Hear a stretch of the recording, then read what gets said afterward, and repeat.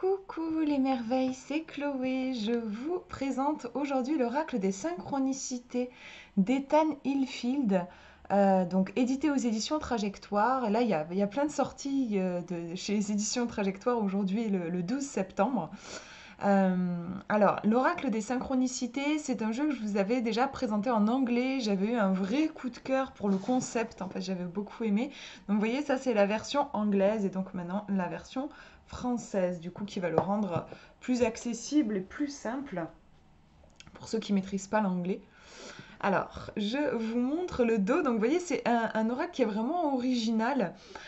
Puisque déjà les cartes sont en forme d'hexagone, comme ça, on a l'habitude des cartes rectangulaires, ici on est sur une autre forme, et on est sur un concept complètement inédit en fait, puisque sur les cartes vous allez avoir plein de symboles, et en fait c'est un jeu qui se tire toujours avec un minimum de 2 cartes, toujours par paire, parce qu'en fait vous allez vous amuser, par exemple si je pose une question, je veux savoir comment va se dérouler ma journée, je vais tirer une première carte et une seconde, et je vais chercher le symbole qui se répète dans les 2 cartes. À chaque fois, il va y avoir un symbole qui se retrouve.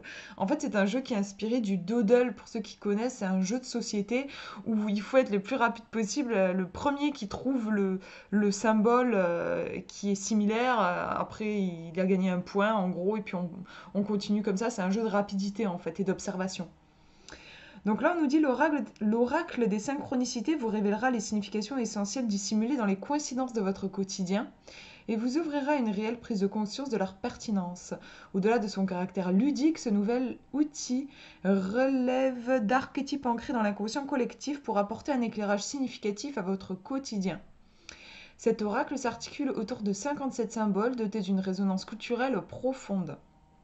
En choisissant 2 cartes et en cherchant l'unique symbole qui les relie, vous constaterez à quel point les synchronicités émergent comme un message de votre inconscient. Vous pourrez ainsi mieux observer et apprécier le monde, instaurer un dialogue intérieur fécond et libérer votre potentiel créatif. Fasciné par la puissance de l'imaginaire et du symbolisme, Ethan Hillfield a conçu cet oracle puissant, source constante d'émerveillement.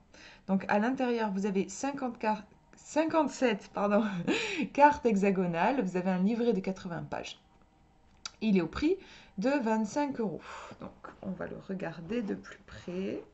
On retrouve le bleu, voilà, le joli bleu qu'il y avait dans la boîte en anglais, dans la version anglaise. Le petit livret et les cartes à l'intérieur. On va regarder les cartes dans un second temps. Je vais déjà vous montrer comment est fait le livre. L'oracle des synchronicités. Introduction. Donc là, on vous explique un petit peu ce que c'est qu'un oracle, les différents systèmes qui existent. On nous parle aussi du Yi-King. À propos des cartes et du livre, le langage des symboles et des archétypes.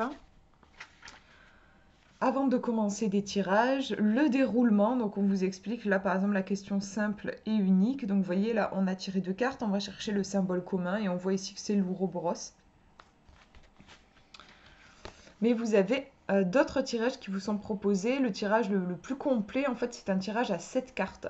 Vous allez tirer une première paire qui va représenter le passé, une deuxième qui va représenter le présent, une autre qui va représenter le futur. Donc vous avez un tirage en gros à 3 cartes, passé, présent, futur. Ça équivaut à un tirage à 3 cartes puisque vous allez vous retrouver avec 3 symboles. Ensuite, vous les disposez en cercle. Alors, vous n'êtes pas obligé de mettre dans l'ordre où vous allez tirer les cartes, peu importe. Vous disposez en cercle et vous allez tirer une 7e carte au centre et chercher le symbole qui se retrouve le plus souvent dans les cartes alentours. Donc, par exemple, ça peut être une pomme croquée. J'ai une pomme croquée ici, une ici, une ici, une ici, par exemple. Donc, ça me fait 1, 2, 3, 4 pommes. C'est ce qui ressort le plus souvent. En fait, il va falloir compter. Alors, parfois, on peut se retrouver avec des symboles qui ressortent le même nombre de fois. Par exemple, moi, une fois, j'avais 3 symboles par exemple 3 pommes croquées et 3 ouroboros. Dans ce cas-là, ça va être ces 2 symboles qu'il va falloir étudier. Et sinon, voilà, vous essayez de voir quel est le symbole qui se répète le plus souvent, en fait. Voilà. Et c'est un symbole sur lequel vous êtes invité à méditer, qui est un petit peu le point central de votre question. Donc là, en plus, c'est chouette, vous avez un exemple illustré, vous en avez même deux, je crois. Là, vous avez le premier exemple, donc avec une question qui porte sur la réussite potentielle d'une nouvelle entreprise. Donc là, on vous montre, par exemple, attendez, ouais, c'est là. Le premier symbole commun indiquant le passé, c'est l'ADN qui représente la construction et la création. Le sujet a immédiatement trouvé un sens. Il avait participé à la création de l'entreprise existante et avait su rester fidèle à son ADN initial. Donc là, on a bien l'énergie du passé. Ensuite, deuxième paire, donc là, ça va représenter le présent et là, on a la toile d'araignée. Donc on nous dit que c'est un symbole de chance qui suggère la construction d'un réseau flexible et la création. Donc, vous voyez qu'on est toujours dans le thème justement de l'entreprise, hein, qui a été la question posée. Et troisième symbole, bon, pour le futur, on a l'ouroboros, donc qui nous parle de renaissance. Donc là, la personne, il va falloir qu'elle bâtisse quelque chose de tout à fait nouveau. Donc vous voyez, on a déjà un tirage passé, présent, futur. Et ensuite, on va tirer donc une dernière carte. Et là, qu'est-ce qu'on nous dit? Je me rappelle plus. Oui, c'est l'ADN. L'ADN qui se retrouve encore plusieurs fois. Donc c'est vraiment cette idée de rester fidèle à soi-même, en fait. Ici, dans l'exemple proposé, ça va être ça la signification. Donc la personne, il va falloir qu'au niveau de son entreprise, elle reste vraiment fidèle à elle-même. Il me semble qu'il y a un deuxième exemple. Voilà. Là, vous avez un autre exemple pour une question amoureuse. La personne est récemment s'est séparée de son partenaire. Voilà. Donc là, vous avez encore un exemple. Et alors, ouais, c'est ce qui est sympa aussi, c'est qu'on vous dit bien sûr, comme tous les oracles, vous pouvez les utiliser comme vous en avez envie. Vous n'êtes pas obligé d'utiliser forcément les tirages proposés. On vous dit, vous pouvez aussi vous amuser à mélanger les cartes, à en placer quelques-unes face cachée pour former une grille. Donc pouvez en mettre par exemple, je sais pas moi, une dizaine quoi.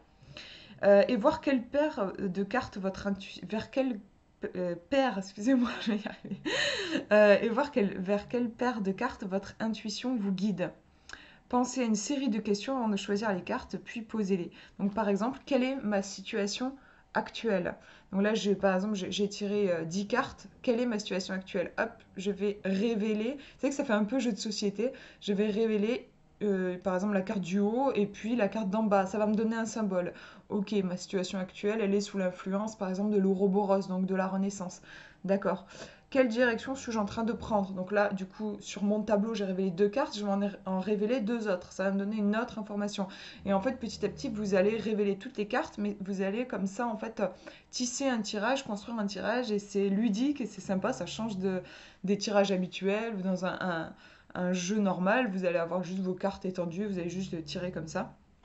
Là, vous dressez comme un tableau que vous allez ensuite révéler petit à petit. Vous avez même d'ailleurs ce qui est proposé aussi, qui est drôle, c'est que vous pouvez euh, observer comment dire, excusez-moi, j'ai du mal à trouver mes mots, la compatibilité presque entre deux personnes, en tout cas.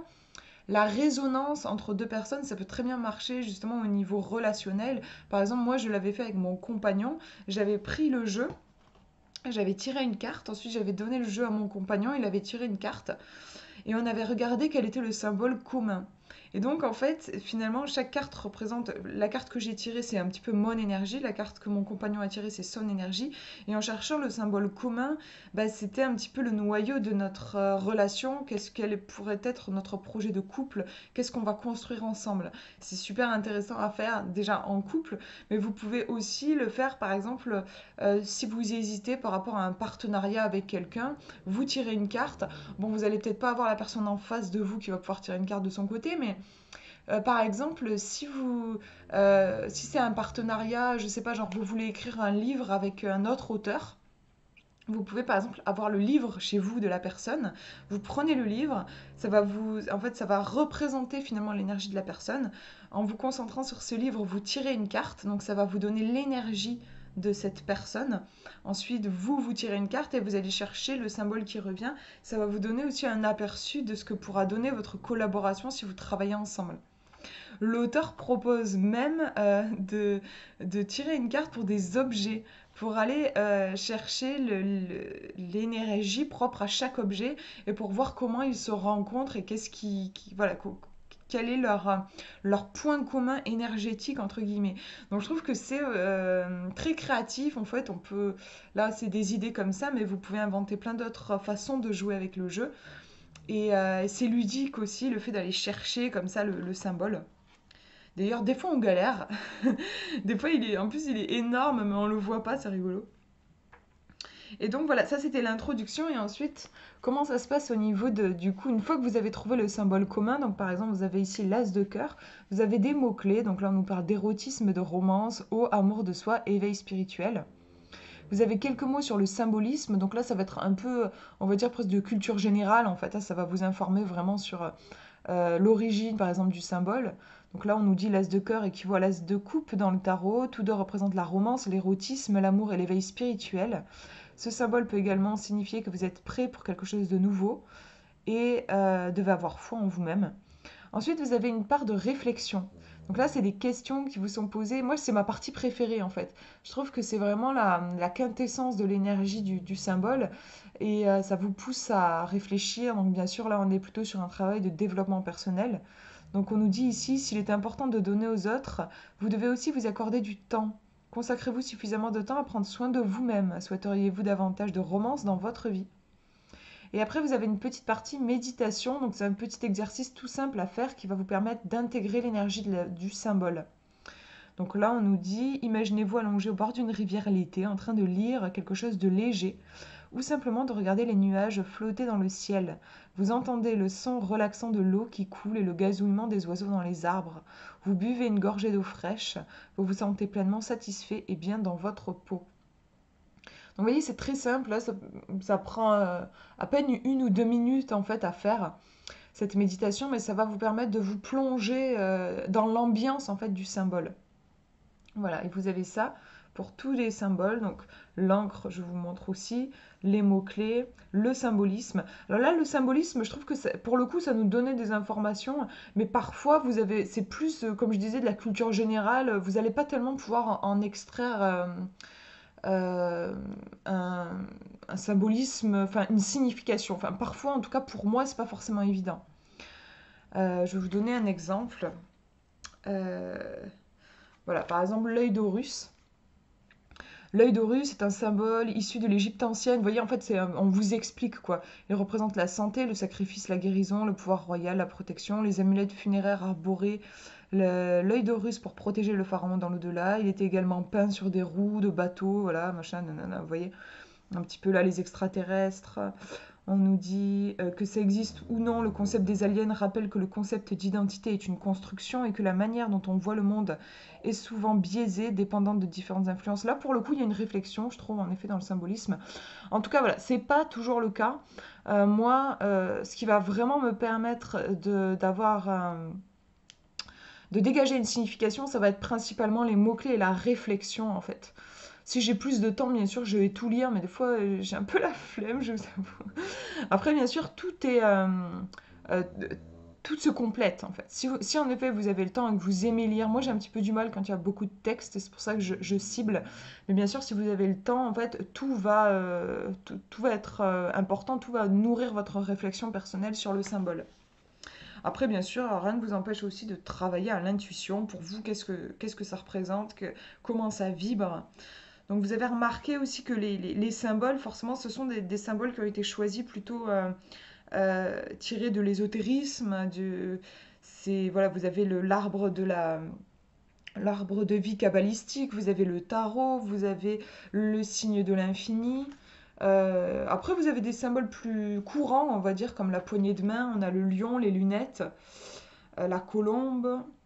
Mais voilà, les cristaux, par exemple, là, on retrouve quelque chose d'un petit peu en lien avec l'ésotérisme. Euh, le, voilà, le clown, le Bouddha, des signes aussi spirituels, en fait. La fiole bouillonnante qui va faire référence aussi à l'alchimie. Voilà du coup pour les explications des cartes.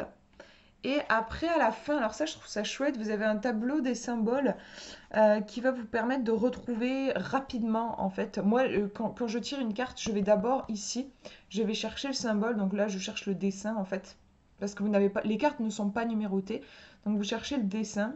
par exemple le bol et les baguettes, vous allez avoir les mots-clés déjà, donc parfois ça peut suffire aussi à vous aider dans votre interprétation. Et sinon, ça va vous aider à vous retrouver dans le livre, parce que sinon c'est un peu compliqué. Comme les cartes n'ont ni titre ni numéro, c'est compliqué. Donc là, par exemple, le bol, vous savez que c'est la carte numéro 8 et qu'elle se trouve à la page 25. Donc voilà, je peux aller à la page voilà, 25 et je trouve la signification de mon bol avec ses baguettes. Donc voilà du coup pour le livret. Alors du coup les cartes, ben, je vais vous montrer rapidement comment elles sont faites, mais je ne vais pas toutes vous les passer parce que vous allez vite comprendre. Alors voilà, du coup on a cette forme hexagonale. Alors je trouve qu'il n'est pas forcément idéal pour brasser parce qu'on se pique un peu les doigts. Et c'est pas non plus très évident à ranger parce que vous avez une forme carrée et il faut un petit peu jouer pour trouver le bon, pour pas que ça se... Enfin, pour que ça rentre bien, quoi. Sinon, on a des cartes qui sont de très bonne qualité, qui glissent très bien, avec des tranches neutres. Hop. Et voilà, du coup, je vais vous montrer... Par exemple, là, bon, je l'ai trouvé tout de suite. Le symbole qui se retrouve sur les deux cartes, c'est la colombe avec la colombe de la paix. Mais des fois, c'est moins évident. Par exemple, hop, si je vais prendre celle-ci, on va encore retrouver la colombe, c'est incroyable. Il doit y avoir un message de paix qui a envie de passer. Donc là, pour le coup, vous voyez, c'est l'encrier qui ressort. Donc voilà, vous avez ça pour toutes les cartes. Bon, du coup, je vais pas toutes vous les montrer. Je pense que, en fait, voilà, vous avez vu le principe. Hein, du coup, c'est un jeu, en fait, que je conseillerais pour des débutants. Pour des personnes qui sont peut-être un petit peu frileuses par rapport au monde de la cartomancie, qui ont peur de toucher au tarot, qui ont peur de ce côté un petit peu mystique. En fait, ce jeu-là, il a ce côté ludique. On a presque l'impression, oui, de pas être avec un oracle. Honnêtement, c'est que ça change en fait d'un oracle classique. Hein. Encore une fois, vous n'avez pas de numéro, pas de titre. On se retrouve juste avec plein d'images. Je pense en fait que ça peut aider voilà, les gens qui vont avoir certains blocages un peu psychologiques, un peu de... Moi, quand j'ai débuté, j'avais pas du tout été éduquée à ce monde-là et j'avais un peu la trouille en fait. Donc je me dis peut-être, voilà, il y a d'autres personnes qui sont dans mon cas, moi, le cas où j'étais à l'époque. Et là, du coup, c'est un jeu qui va pouvoir vous permettre de faire vos premiers pas dans ce monde de la cartomancie sans trop vous effrayer, sans trop vous faire flipper. Et il a ce côté, il va vous permettre en fait de commencer à travailler avec des symboles, puisque c'est ça hein, la cartomancie, en fait, on travaille avec des symboles. L'idée aussi, je trouve ça très sympa d'aller chercher le point commun entre les deux cartes, donc le symbole qui se retrouve. C'est intéressant aussi parce que je trouve que ça instaure l'idée que en cartomancie, quand on tire les cartes, tirer une seule carte, on peut pas vraiment aller très loin. C'est toujours intéressant de faire dialoguer les cartes entre elles. Donc de tirer une carte et de la recouvrir par exemple pour voir comment les cartes interagissent avec elles. C'est le B à bas, c'est la base en fait de la cartomancie. Quand on commence, souvent on a tendance à, à être un petit peu assuré dans ses interprétations, c'est-à-dire une carte, je vais juste la lire comme ça et je ne fais pas le lien avec la carte suivante. On a souvent un petit peu on a du mal à être flexible à ce niveau-là. Et là, en fait, je trouve que ces cartes, mine de rien, elles nous apprennent à faire ça. Et d'ailleurs, moi, quand je ne comprends pas une carte, quand j'ai besoin de plus d'informations ou j'ai une carte dans un tirage qui me paraît un petit peu trouble, ce que je fais, c'est que je la recouvre, c'est-à-dire je vais prendre une autre carte au hasard et je la mets à côté, par-dessus, mais en fait, voilà, à côté. Comment est-ce que je vais interpréter finalement parce que c'est vrai que voilà, on pourrait se dire, c'est bien joli de recouvrir une carte, mais comment est-ce qu'on donne du sens? Eh ben, finalement, moi, je me suis rendu compte avec la pratique que ce que je cherchais, c'était le point commun. Imaginons, moi, vous savez que je travaille beaucoup avec les illustrations en intuitif. Imaginons, j'ai tiré une carte sur laquelle il est dessiné un ange qui joue de la harpe qui, quand je vais voir dans le livret, nous parle par exemple de paix, ok? Voilà, d'accord, mais bon, moi j'ai du mal à comprendre, par exemple, j'ai demandé les énergies de la journée, ok, bon, de la paix, mais ça matche pas trop avec le programme que j'ai prévu. Justement, j'ai plein de rendez-vous et tout ça, je vois pas très bien en quoi la paix, qu'est-ce qu'elle vient faire là. Je tire une autre carte et imaginons sur l'illustration, je vais avoir, je sais pas trop, j'improvise en fait, mais euh, l'illustration d'une salle, d'une salle de concert, par exemple. Une salle de concert, et c'est une carte qui représente le fait de se montrer, euh, une carte un peu sociale, quoi, voilà, le fait d'avoir des interactions avec les gens, de montrer son travail si on est artiste, voilà.